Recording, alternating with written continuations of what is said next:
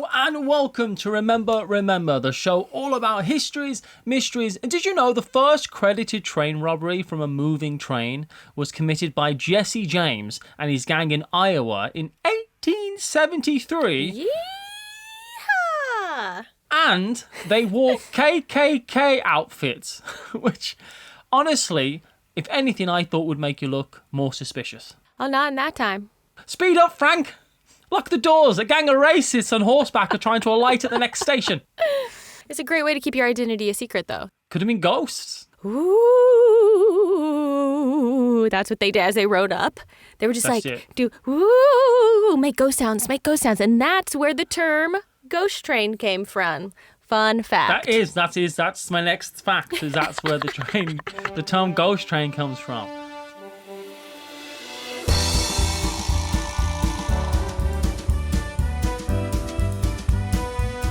I am joined by Paula Deming, who's wanted in connection with a cat burglary that's thought to be the most literal crime in history. And my criminal code name is Screaming Jim. And I'll leave it up to you to work out just what I did.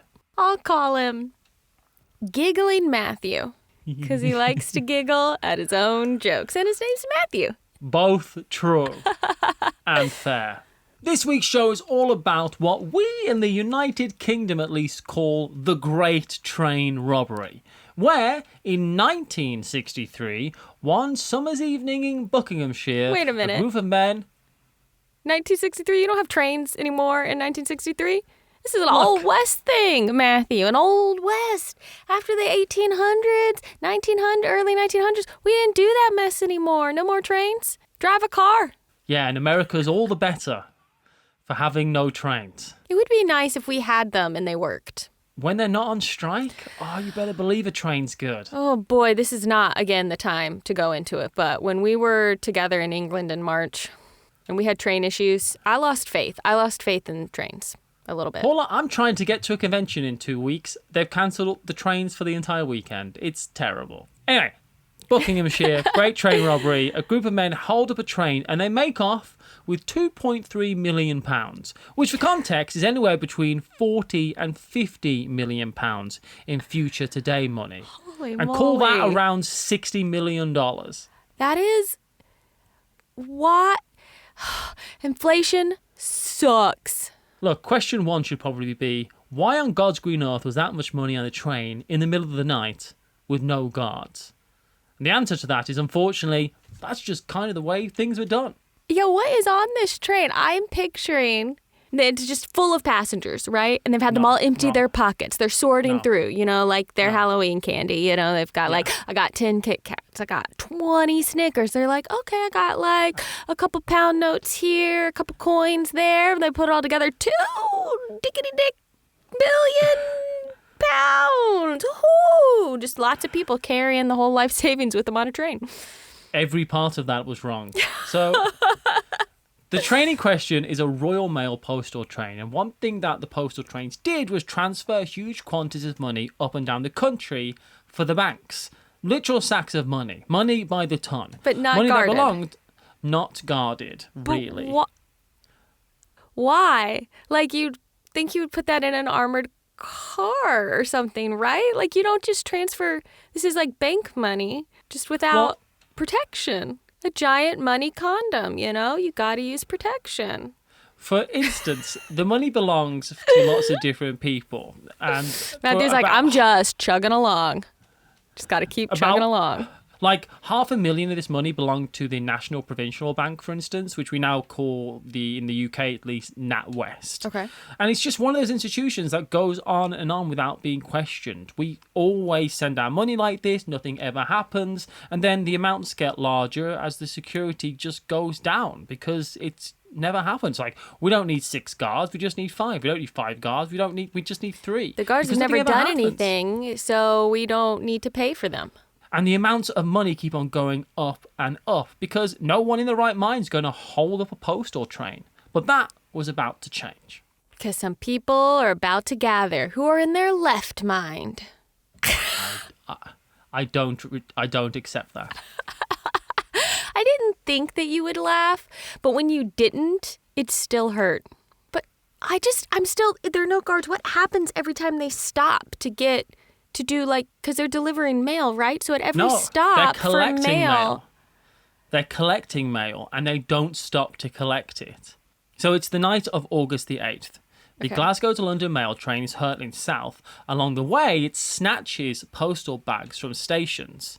It never stops. It uses these hooks to snatch the mail into the cart. So they're just there, and then someone's like standing ready with a hook, and then they're like 3, 2, 1, grab it, and that sounds stressful. Yeah, you snag the mail. You snag the mail, and that's where that common phrase comes from: snagging the mail. Now you know. Snagging the mail. Yeah, you've heard it in Magic Mike. Now you know. That's a different kind of mail, but we're here for it. We're here for it. The train has already been loaded up with cash, and that's what the 15 men who are about to rob the train know.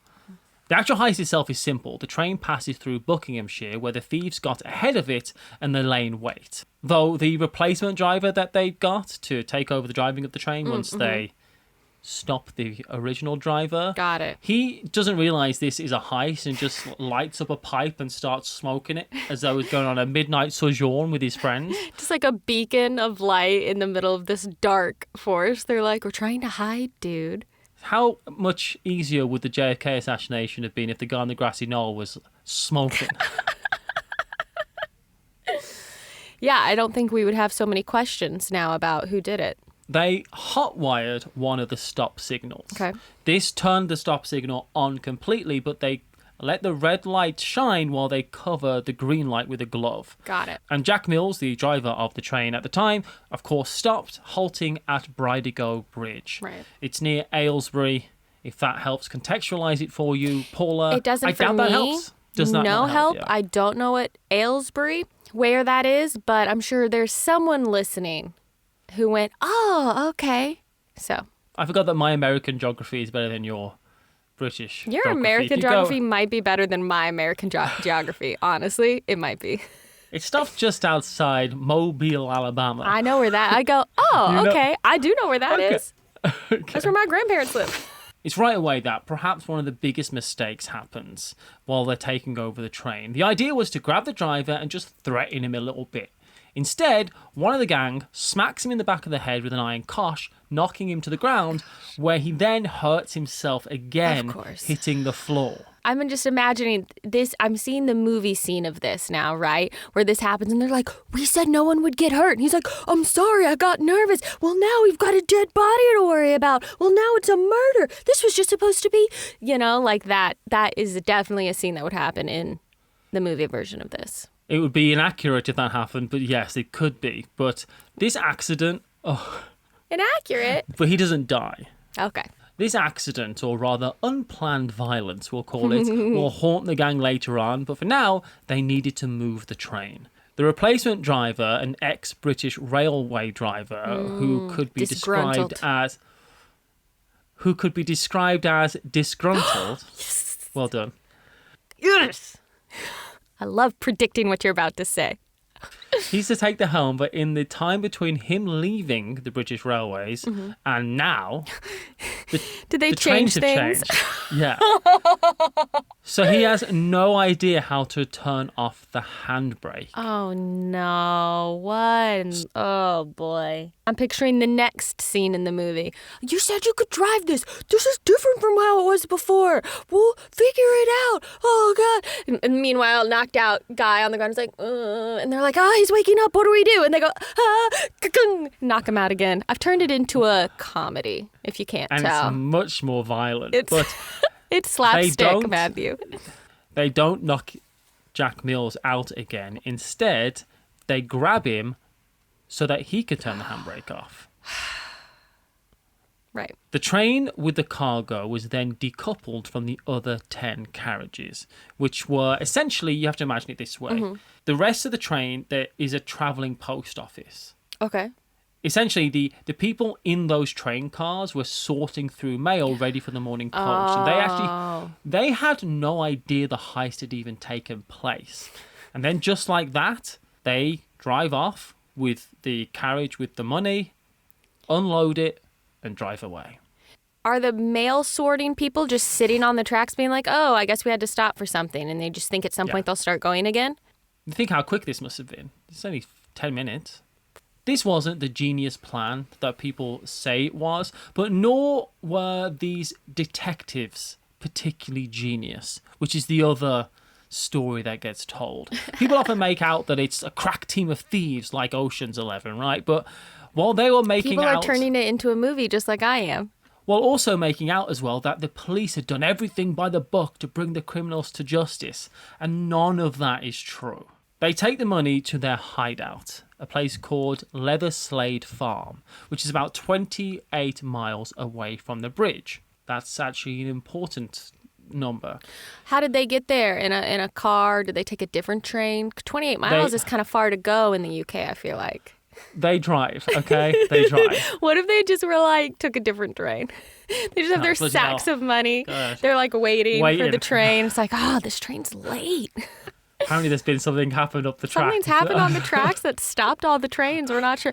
Oh, wait a minute. We didn't think the train that we needed to catch was the one that we did the heist on. They count the money, and the plan was to stay at the farm for a while. But a couple days later, a miscommunication from the press gets out. The police's plan was to begin a search in the area around a 30-minute radius from where the train is. So that's however just inside of 28 miles, I would think, depending on how fast you're driving. Well, in 1963, they weren't driving that fast. Oh, yeah. So definitely they are far enough away to be outside of that search range. Exactly. And the reason they do this was because one of the robbers was heard to have said to a member of staff that they spoke to, don't move for 30 minutes. So they thought that meant, okay, they're within 30 minutes away, maybe. Do you think anyone ever listens to that when it's a thing like that and someone's like, I'm going to leave now and you need to sit here for an hour before you move? I'm like, if you're gone, as soon as you're 5 minutes away from me, I'm leaving. What do you mean? Leaving There's no reason away. for me to sit here for 30 minutes. That's crazy. On the hill, that's crazy. I'm leaving immediately. Don't hold me up as well as ruin my day. That's ridiculous. Yeah. The press release that leaks, though, says that it's a 30-mile radius from Instead where of the 30 train... minutes, 30 miles. And that is where Leatherslade Farm was. So, Boy. really quickly, and not what they planned, they have to abandon the farm after cleaning the place up as best as they could, making sure that there weren't any fingerprints or incriminating things on site. They also believed that the farm itself couldn't be connected to them, as they had a solicitor on the books, a guy called the Dustman, a guy, Brian Field, who was being paid to cover up the recent sale of the farm. And like that, they leave. They just scarper. Dustman. Is that just what they called him, or is that like his nickname? That like It's his everybody nickname, called him the that. Dustman. I think it might be a colloquial term that a lot of people use for an accountant who does that type of work. Okay, got it. A dustman. So they scarper. They That's a scarper. great word. We Thank don't you. use that word here, but I like it, and I feel like we should start using it. And if you want to be cute about it, you can scamper. They scamper. We do say scamper. We don't say scarper. But we should. I'm starting now. They scarper. It only takes 2 days for the first arrest to be made. Oh my gosh. This is one of those serendipitous type of things, and it happens in Bournemouth down south. So this was a chance arrest of florist by day, train robber by night, Romantic. Roger Cauldry, and his friend William Bowell. That's an unfortunate last name. Boal. Bowell? Bowell? Who knows? But if it's Bowell, I doubt it's he's probably Bowell. got made fun of a lot. It's got to be Bowell, right? Like Hyacinth Bouquet. It's Bucket. Any Keeping Up Appearance fans in chat?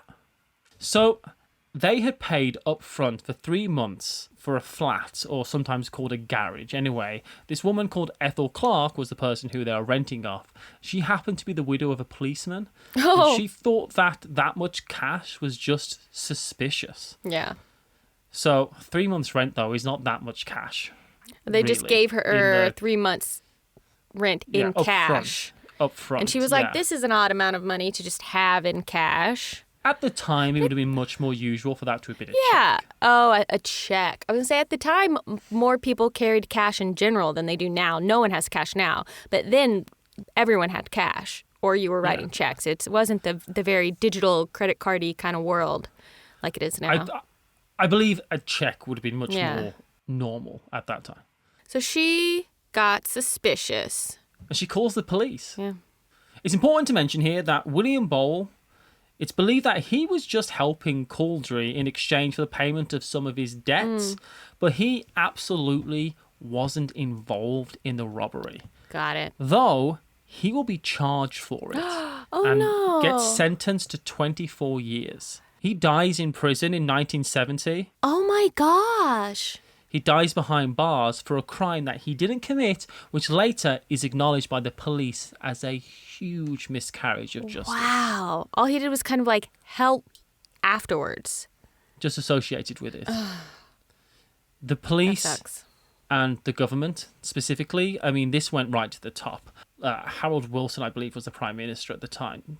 And Harold Wilson himself was like, we've got to catch these people. It was massive. This was the biggest news story. This was like crime of the century stuff. And because they didn't want this to happen to other trains, which is very possible, they sentenced with an iron fist. Yeah. And there's some more miscarriages of justice to come. When they are arrested, it soon becomes apparent something is amiss, as Caldry is very uncomfortable during his questioning. He eventually asks for a doctor because he has the ignition key to a Ford Angular inside him. What? Why? Because he hid the key. He needed to hide a key very quickly. There's one place where you do that, and it was very uncomfortable getting it out, apparently. Oh my gosh, why is he hiding the key? Is that where the money was? Inside the car was £144,000 of cash from the train.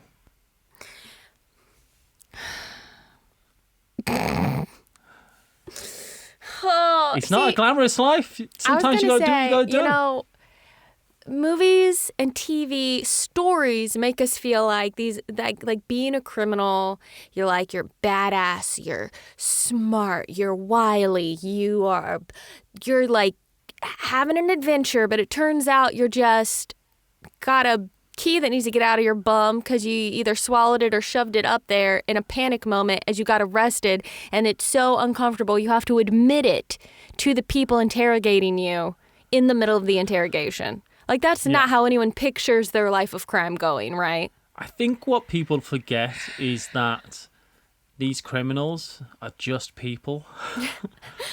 And frankly, maybe this isn't fair to say, but I feel like if you were really smart, maybe you wouldn't be like doing crimes.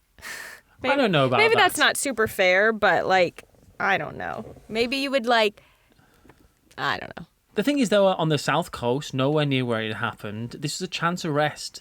This so likely wouldn't have happened if the police officer's widow would have been less suspicious. It's just, this is so unlikely. This is the big break that they needed, really. Yeah, or if they had just happened to rent their flat from someone who wasn't the widow of anyone a police else. officer, right?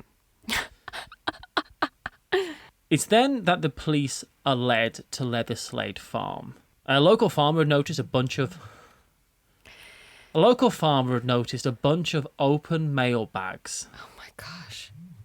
Police found the absolute motherlode, and there's no question where they've gone after the theft. They know it was here, so they searched it top to bottom. Why did they leave it all out? What were they thinking? Because they had to leave in a rush, because they didn't know. They were meant to be stopping there for a couple of weeks, and they got rid of all the evidence. It's just falling apart. They're all like, this is not how this was supposed to go Well, it's being foiled by an old lady and a local farmer. If that's not the most British crime drama scenario I have ever heard. That solicitor, the dustman who's in charge of getting things removed from the farm, hadn't. Yeah, it doesn't sound like it. So the idea was that the solicitor was going to hire people to go clean up the farm, essentially get rid of everything, get rid of all the evidence. But he doesn't do it. So that's why I think they left some evidence there, because they're like, okay, this is going to be sorted afterwards. Yeah. And it doesn't get sorted. Oof. This guy also just left a huge paper trail. He used his own firm to buy the farm. So they immediately went and asked him about the recent purchase and who made it. Field, the solicitor, the dustman, he dumps his money in the woods. And a couple found it. They see a fancy briefcase in the woods on top of a mound of dirt. What? And under the dirt was the money. And in the briefcase was a receipt from a hotel in Germany made out to Brian Field. Oh my gosh. This is here's the thing is I was trying to turn this into like a slapstick comedy earlier, but I didn't need to work on it. It is. This is a farce. It is It's one. an absolute farce. I can't even believe this. It's so poorly executed after the fact. The actual train robbery pretty much went according to plan. Just one little hiccup. They didn't Everything else after think and before enough steps ahead. Yeah. They start getting roped in by the police suspiciously quickly. And it's well known that there was someone from the criminal world that was working with the police at the time. The name that gets tossed around the most is that of armed robber Mickey Cahill. But the people that deny that the most are the thieves themselves. And you think that they'd be pretty against whoever it actually was. They are positive that Mickey Cahill was not the narc. But who knows? Was it not just Brian Field? Brian Field doesn't give all the information away. Oh, I would have thought he would have. I will say now, there are some people involved in this train robbery that never come to justice ever. Because if your name didn't come up and you got away with it, they didn't take any plea bargains. They didn't say, give us the name of someone else, we'll shorten your sentence. There was quite a strong honour amongst these particular thieves. Then it ultra sucks to be dude who was just trying to help his friend out so that he wasn't in debt anymore. It's important to understand how many loose lips there were out there sinking ships. Aha. Well, trains. The way this gang got together was not exactly very secret. And it ballooned in number way more than they needed it to. It didn't take 15 guys to rob a train. Right. But they all wanted in on that money. It was a case of, if you need me to do this, you've got to take my friend along because they want to share. By day, these were normal guys with normal jobs. We've already mentioned a florist, but we had a carpenter, a hairdresser, a bookie, a painter, along with an antiques dealer. Ooh. That one could be dodgy. Yeah. Right? A club owner and an engineer. But most of these were the day jobs that covered up their real lives. They were crooks, gangsters, criminals, pretty much from all over South London, or as we like to call it, South London. It might surprise you that the fairly incompetent Brian Field was the mastermind behind the plot. Using mastermind pretty loosely loosely. He'd heard about the money being transported on the train. That's one reason that they don't get robbed. It wasn't an open piece of information that when the money train was was being going transported in. this way. Ah, got it. He'd heard about the money being transported on the train from a friend who had a brother who worked on the trains. See, there's those loose lips. This wasn't so much a mastermind plot as just a crime of opportunity. Field starts very openly approaching a lot of people about it. Paula, lots and lots of people knew about this plan. Field makes contact with Gordon Goody, who was Field's client, as well as being a safe blower and armed robber. Oh my Goody goodness. takes the information to his gang and they sign on, which brings on Bruce Reynolds, Buster Edwards, Charlie Wilson, and Roy James. And James was actually a fairly successful Formula 3 racing driver, which is pretty lock, stock, and two smoking barrels of him, I think. He's very, he's just like addicted to the thrill. He's addicted to the thrill of the chase. That's right. He's like, I'll be the getaway driver. And they're like, we actually don't need It's actually a train. one. It's actually going to be a train, yeah. Yeah. But great energy. And this gang had already done jobs, one involving dressing as businessmen and robbing £60,000 worth of wages from Heathrow Airport, which gets them the name the Bowler Hat Gang. Oh, the Bowler Hat Gang. Not as good as the Wet Bandits, but Do you know what? You're right. It's not as good as the not as Wet good as the Wet Bandits. I'm also now realising how British this entire story It's is. incredibly British, Matthew. I almost commented earlier. I was like, this is the most UK-centric episode. Formula 3 racing driver and the Bowler Hat Gang. and Bournemouth versus Barmouth and trains and flats who might be called garages. A prime minister got mentioned, and I was like, you say it like I would know if this prime minister from the 60s was right or wrong. I have no idea who any of your prime ministers are. Wow, that's rude. The gang needed more expertise. They had tried to rob a train before, but realised they had no idea how to actually stop the train once they got there. They're no Jesse James. No, they aren't. Well, also, you can't just stop a train with some horses and a gun nowadays, you know? Yeah. They got this guy called Tommy Wisby involved, and he had some knowledge about Tommy this type Wisby. of... Yeah, Oi. Tommy Wisby. My name's Tommy Wisby. And I've got a job for you. That's right. Well, he had some knowledge about this type of job from his gang, the South London Raiders. Oh, yeah. Oh, yeah. We got Midwestern here. Oh, yeah. We got a contact, right? Roger Cauldry, who had all the information they needed. Though his expertise was the hot wiring of that sign. This brings on even more people. So, anyway, I'm trying to pretend I'm Jason Statham the whole time. Are you taking me? What are you saying? I'm going to break both your legs.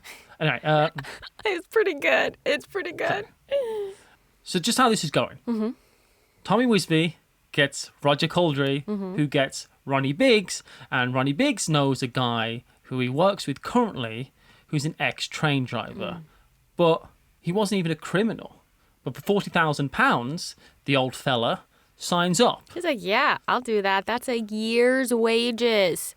Yes, please. I think you'll find in those days, £40,000 was more than a year's wages. More like 10 to 15 years' wages. All in all, it's around 15 people, which is too many people. And all this means that the job was too well known among a lot of people who couldn't be trusted. Yeah. So informants and double crossers could be anyone. You've never heard the name Ronnie Biggs before, have you? I don't think so. But I mean, they do all have really good criminal names, I feel like. Almost everyone in the UK has heard of Ronnie Biggs because he's essentially almost a folk hero here. What? Why? More on that later. Oh my gosh. Now wait, Ronnie Biggs is the guy that they got on board because he knows a train driver, essentially. Got it. Yeah. So most of the gang are rounded up, one by one. But there are those involved who have never been caught. And certainly those that are really strongly believed to have been part of the heist, but even those that are caught who we did know were still arrested under very strange circumstances. There's a whole thing to do with fingerprints that were found on a Monopoly set. And some of the gang admitted that the people that they got with those prints were the ones that had played the Monopoly set. If you got caught red-handed, or fingerprints caught red-handed as it were, they said, yeah, those are the ones that were there. They played the Monopoly set. You got them banged to rights. But there's this whole weird thing with some stuff with some yellow paint. At the time, there was a widespread use of something called verbaling. Okay. Which is where essentially the police make up a statement. Oh. And that's that. They said that you'd said it and there was nothing you could do about it. So like they would like make up that you confessed and then like you would be like, I never said that. And be like, well, the police wrote it down, so you must have. The statement says that you said that. Charlie Wilson was caught this way, but eventually that actually had to be rescinded. This was a huge widespread problem. Yeah. Gordon Goody, though, was convicted via some of this paint on some shoes.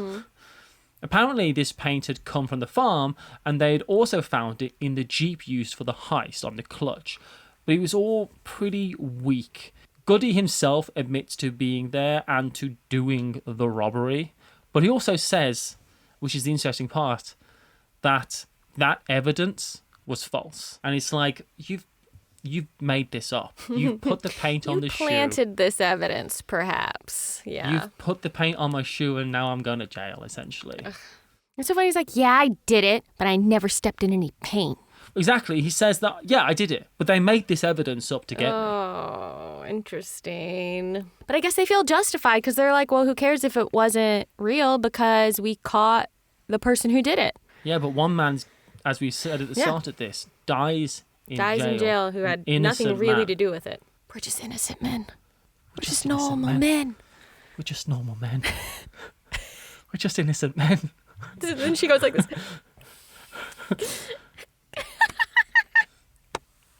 Regardless, they are sentenced, and boy are they ever sentenced.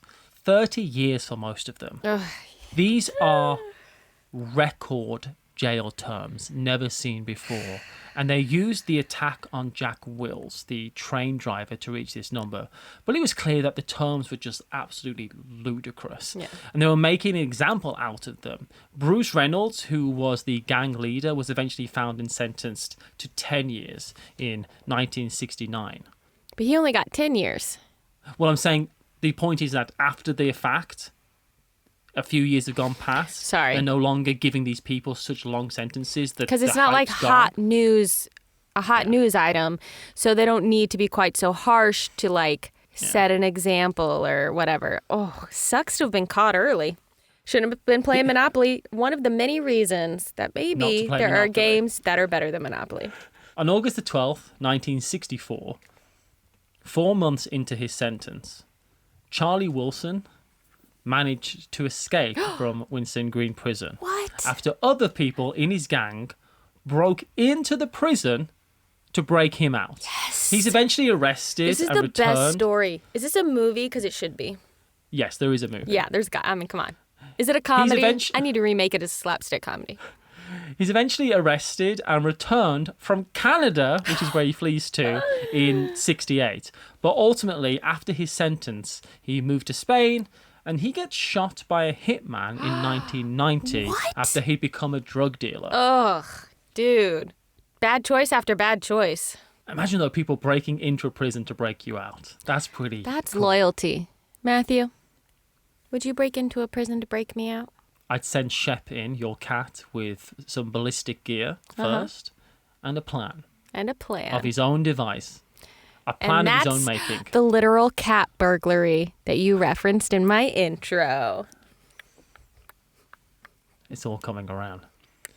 Ronnie Biggs is the name I've always known. He was legitimately a household name in the UK, and he climbed out of Wandsworth Prison in July 1965. He literally climbed a wall. He got plastic surgery and moved to Brazil. But he didn't change his name. Everyone knew he was there, but the Brazilian law meant that no one could do anything about it. So Biggs kind of flaunted it a lot. Oh my gosh. He was once even kidnapped by ex-British soldiers who wanted to ransom him to the British government, but they took him to Barbados, who also couldn't extradite him to Britain. They're like, we're not doing that. What the heck? And so everyone in the UK thinks that he's like, they like him? Because they're like, look, this guy. The thing is there's actually news reports and video footage you can watch of people talking about the Great British Bake Off and train robbery. Both of those things. And turns out he was a contestant on the Great British Bake Off, Series 4. There was a mood around the general working man at the time. And honestly, the public were kind of on their side. He like thwarted the man, right? Like basically. Right after the robbery, whilst everyone was on the lam, before any of them had been rounded up, and all that was known is that a gang of people had robbed a train. They were robbing from the rich. Yeah. And keeping it for themselves, but they were robbing from the rich. The poor they were giving it to was themselves, but a lot of the ethos around the actual robbery at the time was people on their side. It was like, I hope they get away. Good for them. That's interesting. In May 2001, after some strokes, Biggs had turned himself in. He said he wanted to walk into a Margate pub and buy a pint of bitter, but he probably wanted to just die at home. Yeah. He served some time and was released on compassionate grounds after a bunch of appeals. But in 2009, he was free again. Wow. And in 2013, he was dead. Wow. Only 10% of the money has ever been found. And we may never know formally everyone that was involved, but it's a story that really captured the heart of the public. So 90% of the money, people got away with it. It's not fair, of course, to Jack Wills, whose life was terribly changed because of the attack. He essentially... Yeah, because he was the train driver who got whacked. Not in a killing way. He never fully recovered. Oh. He never fully recovers. And he does die, and he's described as a shell of his former self from that moment onwards. And really, you can't, just because it's a glamorous and exciting and fun story. Yeah. Jack Wills was a real victim of this, Yeah. and his life was just ruined, essentially, from this. Yeah. But on the other hand as well, people love it when you rob from the rich, and that money's still out there somewhere. The issue is one little extra bit at the end. Yeah. Is Prime Minister Harold Wilson put forward a plan. This is how big it was at the time. His plan was to reissue all the banknotes in the country so that the money that was stolen would become used. worthless. But This was largely ignored because it would cost way more than what was stolen to do it. Biting off your nose to spite your face, right? Like, But British money did change in 1971 that's true. when we went from imperial pounds and shillings to Yes. metric pounds. So the money eventually, if it is found, is just antique. Yeah. Maybe you can sell it on eBay. Like a Norton dollar. Exactly. Money from the train robbery. Yeah, that would be a pretty good trophy. Yeah. It's out there somewhere. We could find it. Fascinating. Well, I'm going to watch the movie now, and then I'm going to write my own version of the script in the way I think the story should be told. Will it involve a bake-off? Probably at some point, yeah. I think it would have to. Possibly. To sneak the key into the prison to get someone out, yeah. Yeah, bake it into the cake. Yeah. Then you have to eat it. Then you have to swallow it. And then you have to wait for it to pass. But it's so uncomfortable, they finally admit to a guard what's happening. And then it just doesn't work. Thank you so much for watching this episode of Remember. Remember, if you'd like to listen to the podcast, because it is a podcast, you can do that on whatever podcatcher you enjoy. Yeah.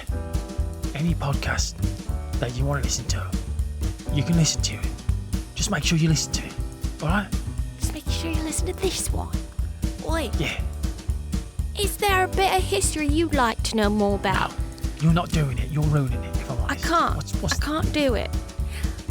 Is there a bit of history you'd like to know more about? Don't give me that look. Maybe you have a story in your own personal history, something in your family or from your life that is interesting. You can share that with us at remembershow@gmail.com. Maybe we'll get to talk about it in a future episode.